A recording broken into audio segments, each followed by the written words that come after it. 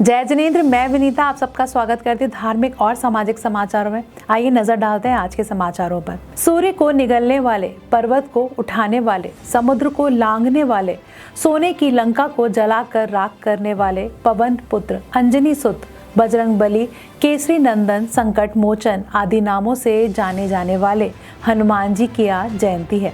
हर वर्ष की चैत्र पूर्णिमा को हनुमान जयंती के रूप में मनाया जाता है। इस दिन भगवान श्री राम के परम भक्त हनुमान जी का जन्म हुआ था। हनुमान जी भगवान शिव के 11वें रुद्र अवतार हैं, जिन्होंने त्रेता युग में भगवान श्री राम की सेवा और भक्ति करने के लिए जन्म लिया था। संकटों का नाश करने वाले हनुमान जी को संकट मोचन भी कहा जाता है। हनुमान जी की पूजा संकटों का, भूत प्रेत बाधाओं का नाश करने वाली होती है। हनुमान जी को बल का ही नहीं, बुद्धि का भी देवता कहा जाता है। हनुमान जी कलयुग के जागृत देवता माने गए हैं। आप सभी को हनुमान जयंती की हार्दिक शुभकामनाएं। जिला सिविल सर्जन के मुताबिक भटिंडा सिविल अस्पताल में कल सुबह तक के लिए ऑक्सीजन बची है। जानकारी देते हुए सिविल अस्पताल के civil surgeon doctor Tejwant Singh ने बताया कि केंद्र सरकार द्वारा जो राज्य सरकार को ऑक्सीजन दी जाती है, उसके बाद राज्य सरकार की ओर से ऑक्सीजन अस्पतालों में भेजी जाती है और हमारी local oxygen production 4 metric ton है और ऑक्सीजन का कोटा खत्म होने के सवाल पर सिविल सर्जन ने कहा कि इस बारे में कोई कमेंट मैं नहीं कर सकता।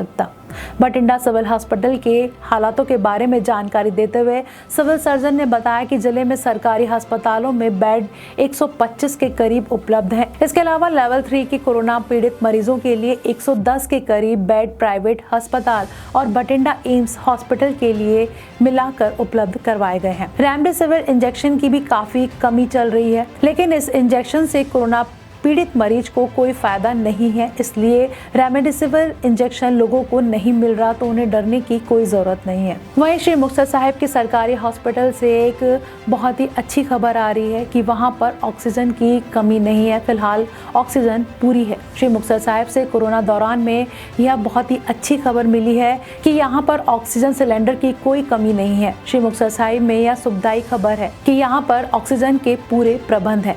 श्री मुक्तसर साहिब के सरकारी अस्पताल में ऑक्सीजन संबंधित पूरे प्रबंध है। ऑक्सीजन के 40 किलो, ऑक्सीजन के 14 किलो वाले सिलेंडर पूरे हैं। वर्णन योग्य है कि वहां पर कोरोना के 1491 एक्टिव केस हैं, लेकिन ये सुखदायी खबर है कि वहां पर ऑक्सीजन का प्रबंध भी पूरा है।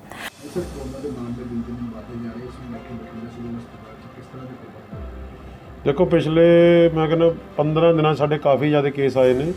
आलमोस्ट 3500 नेड़े एक्टिव केस चल रहे हैं, पर डिस्चार्ज भी एक तरह के 300 को डिस्चार्ज भी आलमोस्ट रोज़ हो रहे हैं। जो 500 पॉजिटिव आ रहे हैं उस लिए चल रहा है। साडा जो आपदे लैवल का साढ़े इतने लेवल 2 हॉस्पिटल है।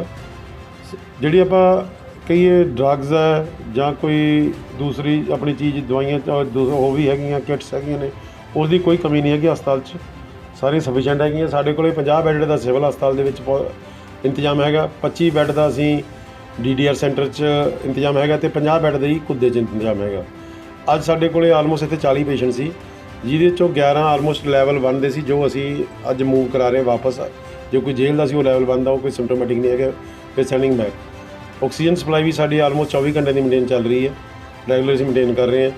सो मेन तो सारिਆਂ ਨੂੰ यही मेरी अपील है भी ਜਿਹੜੇ लोग हैगे आ आपदे आप जो कोई सिम्पटम्स आते हैं टैसट कराउण ताकि पता लग सके पॉजिटिव है कि नहीं है, तो आपदे आप ਵੱਖ कर सकन लोग अपनी उस तो। इंतजाम वाइज साढ़े असी पिछले बारी नालों बैटर प्लेसड हाँ। जो इतों रैफर असी करते हैं केस, साढ़े को ALS व्हीकल भी हैगा, जे असी रैफर करना बाई पैप से भी रैफर कर सकते हैं। तो वो सारिया फैसिलिटियाँ साढ़े को अवेलेबल ने, जो पिछले साल साढ़े को नहीं सीगियां। उवें उन्होंने लैवल 3 लैवल अपना सरकारी जो किसी ने जाना है वो फरीदकोट प्रेजेंट हैगा।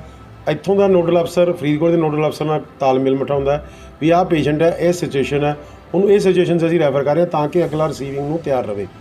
ये चीज़ां काफ़ी हद तक कंट्रोल ने। अज की स्थिति अपनी ऑक्यूपेंसी तकरीबन जी लैवल 2 की है, वो प्राइवेट तो उन्होंने मिला के चलीए तो किसी की 50 है, किसी की 60% की रेंज है। तो ਲੈਵਲ 3 ਜ਼ਰੂਰ ਆਪਣੇ ਬੈੱਡ ਘੱਟ ਆਪਣੇ ਕੋਲ ਇਟਸੈਲਫ ਇੱਥੇ ਨਹੀਂ ਹੈਗੇ। ਏਮਸ ਸਾਡੇ ਕੋਲ 5 ਬੈੱਡ ਹੈਗੇ ਆ ਲੈਵਲ 3 ਦੇ। ਪ੍ਰਾਈਵੇਟ ਸੈਕਟਰ ਸਾਡੇ ਕੋਲ ਆਲਮੋਸਟ 110 ਦੇ ਨੇੜੇ ਏਮਸ ਨੂੰ ਛੱਡ ਕੇ ਹੈਗੇ ਨੇ। ਉਹ 'ਚ ਆਲਮੋਸਟ ਸਾਡੀ ਤਕਰੀਬਨ 80% ਕਪੈਸਿਟੀ ਫੁੱਲ ਹੈ, ਪਰ ਉਹ ਵੀ ਅੱਗੇ ਅਸੀਂ ਨੂੰ 140-50 ਤੱਕ ਵਧਾਉਣ ਵਾਸਤੇ ਸਾਰਿਆਂ ਨਾਲ ਪ੍ਰਾਈਵੇਟਸ ਨਾਲ ਜ਼ਿਮੀਟਿੰਗ ਗੱਲ ਕਰ ਚੁੱਕੇ ਹਾਂ। ਪਰ ਥੋੜ੍ਹੇ ਰਿਸੋਰਸਿਸ ਲੱਗਦੇ ਲੈਵਲ 3 ਵਧਾਉਣ ਵਾਸਤੇ, ਉਹਨਾਂ ਨੂੰ ਆਪਦੇ ਰਿਸੋਰਸਿਸ ਚਾਹੀਦੇ ਆ, ਤਾਂ ਵਿਦਿਨ ਨੈਕਸਟ 2-3 ਡੇਜ਼ ਉਹ ਵੀ ਵੱਧ ਜਾਣਗੇ। ਅੱਜ ਕੱਲ੍ਹ ਜ਼ਿਆਦਾਤਰ ਜ਼ਿਲ੍ਹੇ ਵਿੱਚ ਆਕਸੀਜਨ ਦੀ ਬੜੀ ਕਮੀ ਪਾਈ ਜਾ ਰਹੀ ਹੈ। ਮੁਕਤਸਰ ਜ਼ਿਲ੍ਹੇ 'ਚ ਕਿਸ ਤਰ੍ਹਾਂ ਹਾਲਾਤ ਹੈ ਜੀ? ਮੁਕਤਸਰ ਜ਼ਿਲ੍ਹੇ ਦੇ ਵਿੱਚ ਇਸ ਸਟੇਜ 'ਤੇ ਸਾਨੂੰ ਆਕਸੀਜਨ ਦੀ ਕੋਈ ਦਿੱਕਤ ਨਹੀਂ ਆ ਰਹੀ। ਸਾਡੇ ਕੋਲ 107 ਸਿਲੰਡਰ ਹੈਗੇ ਆ ਜਿਹੜੇ ਪੂਰੇ ਫਿਲਡ ਹੈਗੇ ਆ। ਇਸ ਤੋਂ ਇਲਾਵਾ ਸਾਡੇ ਕੋਲ 11 ਆਕਸੀਜਨ ਕੰਸਨਟ੍ਰੇਟਰਸ ਹੈਗੇ ਆ। ਜਿੰਨੇ ਵੀ ਪੇਸ਼ੈਂਟ ਦਾਖਲ ਹਨ ਸਾਨੂੰ ਉਸ ਦੇ ਅਕੋਰਡਿੰਗਲੀ ਸਾਡੇ ਕੋਲ ਸਫੀਸ਼ੀਐਂਟ ਆਕਸੀਜਨ ਹੈ। ਈਵਨ ਪ੍ਰਾਈਵੇਟ ਹਸਪੀਟਲਸ ਦੇ ਵਿੱਚ ਵੀ ਕੋਈ ਐਮਰਜੈਂਸੀ ਵਾਸਤੇ ਆਕਸੀਜਨ ਦੀ ਕਮੀ ਨਹੀਂ ਆ ਰਹੀ। ਮੈਮ ਕਿੰਨੇ ਪ੍ਰਾਈਵੇਟ ਹਸਪੀਟਲ ਜਿਹੜੇ ਆਪਣੇ ਕੋਲ ਆ ਜਾਂਦੇ ਆ ਜਿਹੜੇ ਤੁਹਾਡੇ ਚਾਰ? ਜਿਹੜੇ ਕੋਵਿਡ ਵਾਸਤੇ ਇੰਪੈਨਲਡ ਹਸਪੀਟਲ ਹਨ ਸਾਡੇ ਕੋਲ 4 ਜ਼ਿਲ੍ਹੇ ਦੇ ਵਿੱਚ ਕੋਵਿਡ ਵਾਸਤੇ ਇੰਪੈਨਲਡ ਹਸਪੀਟਲ ਹਨ। 2 ਗਿੱਦੜਬਾਈ ਹੈ ਤੇ ਇੱਕ ਮੁਕਤਸਰ ਦੇ ਵਿੱਚ ਹੈ ਤੇ ਇੱਕ ਕਿਲਿਆਂ ਵਾਲੀ।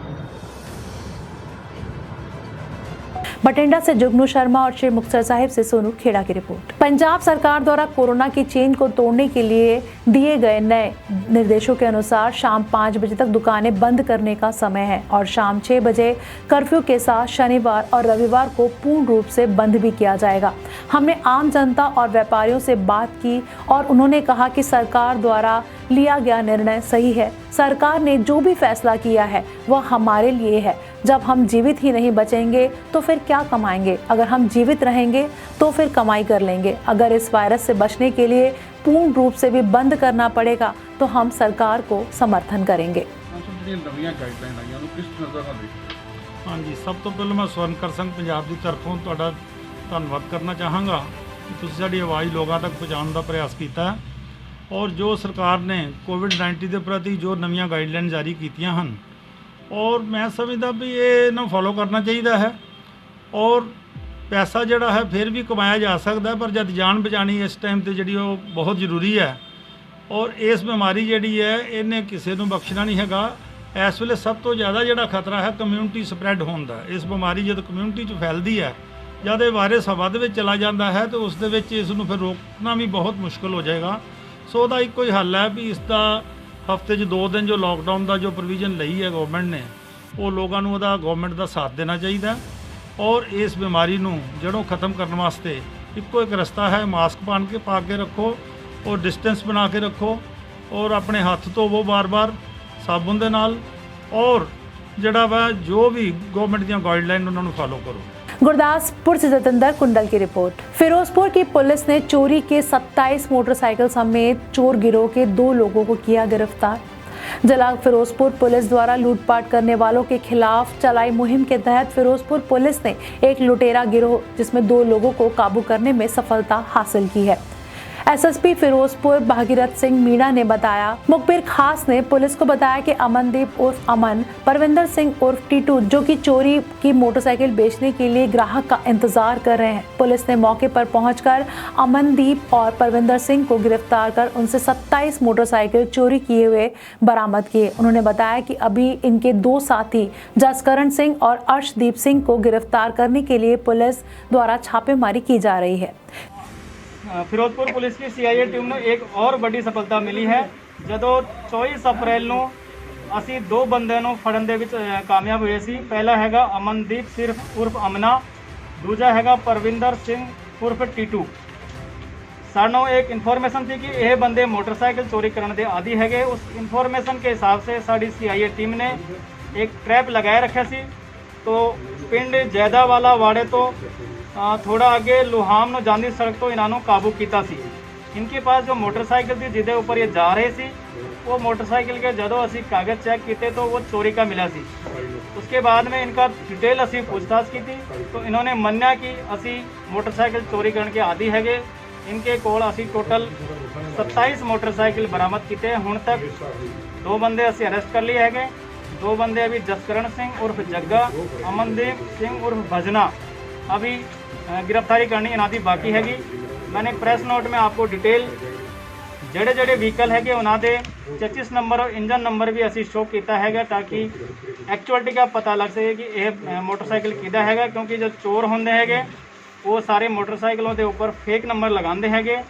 ਵੱਖ-ਵੱਖ ਕਿਸਮ ਕੇ motorcycle Bajaj Pulsar, Hero Honda, Platina, TVS Victor, ਵੱਖ-ਵੱਖ किस्म के ये मोटरसाइकिल चोरी करने के आदि है। फिरोजपुर से मंजीत सिंह की रिपोर्ट। जिला गुरदासपुर के बटाला के पास पड़ते इलाके प्रतापगढ़ में खालसा सेवा चैरिटेबल ट्रस्ट की मुखी भाई इकबाल सिंह यूके के द्वारा साल 2013 में एक संस्था शुरू की गई थी और बेसहारा बच्चियों को विद्या के साथ साथ गुरमती विद्या भी दी जाती है। जहां पर उन बच्चियों को विद्या दी जाती है वहां उनके माँ बाप नहीं है या फिर घर से वे गरीब है। कोई भी अनाथ या फिर गरीब परिवार की बच्ची हो, किसी भी धर्म की हो, खालसा सेवा चैरिटेबल ट्रस्ट के संपर्क करके जहां पर उनकी बच्ची को वे रख सकते हैं। साल 2013 से इस संस्था को प्रतापगढ़ में 5 बच्चियों से शुरू किया गया था और अब 50 बच्चियां यहां पर रह रही हैं। इनके रहने के लिए इस संस्था के मुखी और सेवादारों के द्वारा खास प्रबंध किए गए हैं। विद्या और गुरमती विद्या के साथ साथ रह रही बच्चियों को शस्त्र विद्या भी दी जाती है ताकि लड़कियों के साथ दिन प्रतिदिन देश में जो गलत हो रहा है उस पर रोक लग सके और लड़कियां अपना बचाव खुद कर सके। बच्चियों ने बताया कि इस संस्था में हमारा किसी भी प्रकार से कोई भी खर्चा नहीं होता। संस्था द्वारा हमें हर वह चीज दी जाती है जो हमें अपने माँ बाप से मिलती है। माँ बाप से ज्यादा प्यार यहाँ के संस्था के सेवादारों से मिलता है। हमें कभी भी अपने घर वालों की याद नहीं आने दी जाती। वाहिगुरू जी का खालसा, वाहिगुरू जी की फतेह। खालसा सेवा ट्रस्ट यूके, मुख्य सेवा भाई कुलवीर सिंह यूके, सहयोगी जय सिंह ट्रस्ट यूके। गुरु दियाला खालसा सेवा विखे 50 बच्चियां का पालन पोषण, उन्होंने धार्मिक और दुनियावी विद्या दी जाती है। उस तो इलावा लोड़वंद परिवारों की राशन नाल ते मैडिकल नाल सेवा की जाती है। नाल दी नाल बड़े बड़े जोड़ मेलियां के मैडिकल कैंप लगाए जाते हैं। सब तो विशेष गल कि इस संस्था सिख धर्म तो इलावा हिंदू धर्म दी बच्चियां विद्या प्राप्त कर रही हैं। धीआं बचाओ, धीआं पढ़ाओ, सो को मंदा अते जम्मे राजान, ये साडे गुरु साहब का संदेश है कि समाज की ये लोड़ है कि धीआं नूं चंगा पालन पोषण से चंगी विद्या दी जाए ताकि वो अपने पैरों से खड़ियां होकर अपना जीवन स्वाभिमान नाल बतीत कर सकन। सो असीं सतगुरु श्री गुरु ग्रंथ साहिब जी का प्राण शुकराना करते हैं। संगतां दे सहयोग दे नाल कार्य चल रहा। संगतां का बहुत बहुत धन्नवाद। चैनल वाले वीरां दा धन्नवाद। राशन भी इत्थे वंडे? हाँ जी, हाँ जी, लोड़वंद परिवारों की राशन नाल सेवा की जाती है। मैडिकल सहूलतां दी जांदियां। कितने परिवारों का राशन ले? 62 परिवारों की इत्थे आके भी राशन लैके जाते। फिर जे नहीं पहुँच सकते उन्होंने भाई चरण दर्शन जी घर जाके राशन दे हर महीने दे के आउंदे। गुरदासपुर से जतिंदर कुंडल की रिपोर्ट। कोरोना के बढ़ते मामलों को देखते हुए सरकार द्वारा वैक्सीनेशन की मुहिम चलाई जा रही है, जिसके अंतर्गत आज युवा शक्ति संघ लुधियाना की तरफ से इलाका निवासियों के लिए मुफ्त कोरोना वैक्सीन का कैंप लगाया गया। यह Jai Bharat school Rajiv Gandhi colony ward number 23 में लगाया गया था, जहां आधार कार्ड से रजिस्ट्रेशन हुई, जिसके बाद 45 वर्ष से ऊपर के लोगों का टीकाकरण किया गया।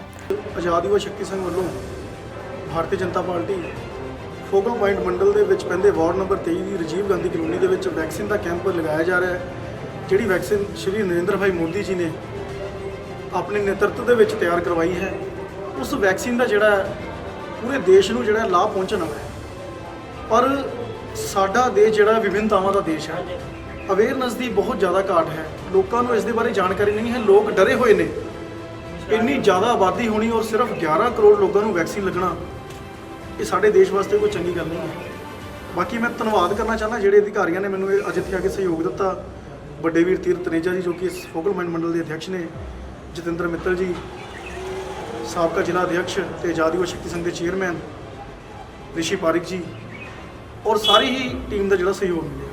ਹੁਣ ਤੱਕ ਕਿੰਨੇ ਵੈਕਸੀਨ ਲੱਗ ਚੁੱਕੇ ਹਨ ਲੋਕਾਂ ਨੂੰ? ਹੁਣ ਤੱਕ ਤਕਰੀਬਨ ਮੈਂ ਥੋੜਾ ਜਿਹਾ ਬਾਹਰ ਸੀ ਰਾਊਂਡ ਤੇ 25-30 ਦਾ ਆંકੜਾ ਹੋ ਗਿਆ ਹੋਣਾ ਔਰ ਸ਼ਾਮ ਤੱਕ ਸ਼ਾਇਦ 150 ਦੇ ਕਰੀਬ ਜਿਹੜੀ ਹੈ ਵੈਕਸੀਨ ਜਿਹੜੀ ਹੈ ਉਹ ਲੱਗ ਜਾਣੀ ਹੈ।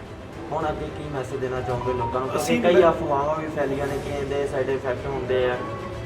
ਵੈਕਸੀਨ ਲਵਾਉਣ ਦੇ ਨਾਲ ਅਸੀਂ ਜਦੋਂ ਕਿਸੇ ਨਾਲ ਗੱਲ ਕਰਦੇ ਆ ਉਹ ਕਹਿੰਦੇ ਕਿ ਵੈਕਸੀਨ ਲਵਾਉਣ ਤੋਂ ਬਾਅਦ ਵੀ ਕਰੋਨਾ ਹੋਊਗਾ। ਅਸੀਂ ਨਹੀਂ ਕਹਿੰਦੇ ਵੀ ਵੈਕਸੀਨ ਲਵਾਉਣ ਤੋਂ ਬਾਅਦ ਕਰੋਨਾ ਨਹੀਂ ਹੋਊਗਾ। 5-10% ਕਰੋਨਾ ਹੋ ਵੀ ਸਕਦਾ ਹੈ, ਪਰ ਉਹ ਕਰੋਨਾ ਇੰਨਾ ਕੁ ਜਾਨਲੇਵਾ ਨਹੀਂ ਹੋਏਗਾ ਵੀ ਕਿਸੇ ਦੀ ਜਾਨ ਜਾ ਸਕੇ ਜਾਂ ਉਹਨੂੰ ਬਹੁਤ ਜ਼ਿਆਦਾ ਹਾਨੀ ਹੋ ਸਕੇ। ਇਸ ਕਰਕੇ ਵੈਕਸੀਨ ਜਿਹੜੀ ਉਹ ਜ਼ਰੂਰ ਲਵਾਉਣੀ ਚਾਹੀਦੀ ਹੈ ਕਿਉਂਕਿ ਇਹਦੇ ਨਾਲ ਸਾਡਾ ਜੀਵਨ ਜਿਹੜਾ ਬਚ ਸਕਦਾ ਹੈ। लुधियाना से कैमरामैन सलमान के साथ एकता की रिपोर्ट। आज के समाचार बस यहीं तक। मैं विनीता कल फिर हाजिर होंगी कुछ और धार्मिक और सामाजिक समाचारों के साथ। तब तक आप बने रहिए आत्मा चैनल के साथ। जय जिनेंद्र।